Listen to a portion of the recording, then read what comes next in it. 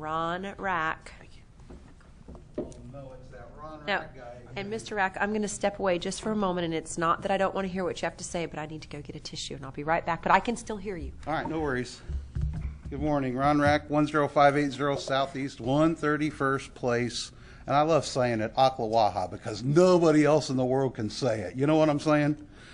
Hey, and again, I appreciate our time we had last week. We had a really good conversation here. You know, there's an old preacher, took over a new congregation.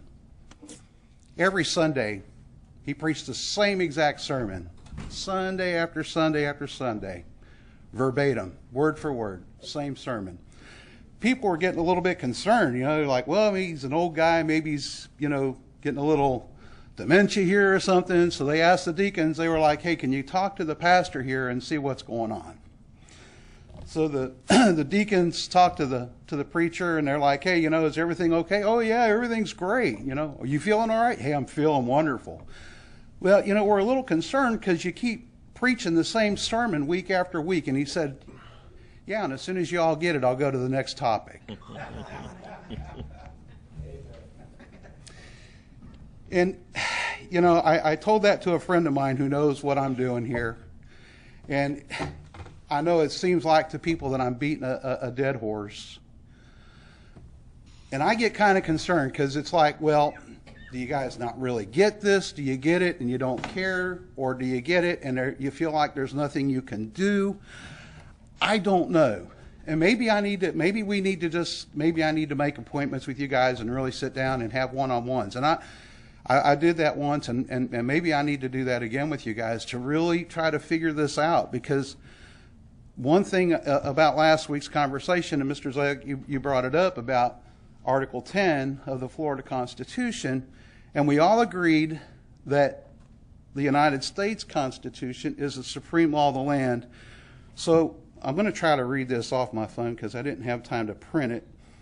This is Article 6, and this is Section 2. It says, this Constitution and the laws of the United States which shall be made in pursuance thereof, and all treaties made or which shall be made under the authority of the United States shall be the supreme law of the land. Semicolon. So we could just put a period there, right, if my grammar's correct. It's the supreme law of the land. What does that mean? It means that any law that's passed that contradicts this law is no law. Do we agree with that? That's what this says. But it doesn't stop there. It says, and the judges in every state shall be bound thereby. Now watch this. Anything in the Constitution or laws of any state to the contrary, notwithstanding. Now I go all the way back to elementary school, which we won't even go there. That's a compound word, right? Notwithstanding, 3 words in one. Notwithstanding. In other words, it doesn't stand. If a state passes a law that violates this law, it has no standing. And so why would we follow a law that has really no legal or lawful way of even obeying it? And that's something else that I challenge you guys, and I actually sent you guys 2 emails at 4 o'clock. I couldn't sleep because of this. It's just driving me nuts. It really is. And what I found out about emails is they're just as valid as me sending you an actual letter. So you're actually responsible for those emails now.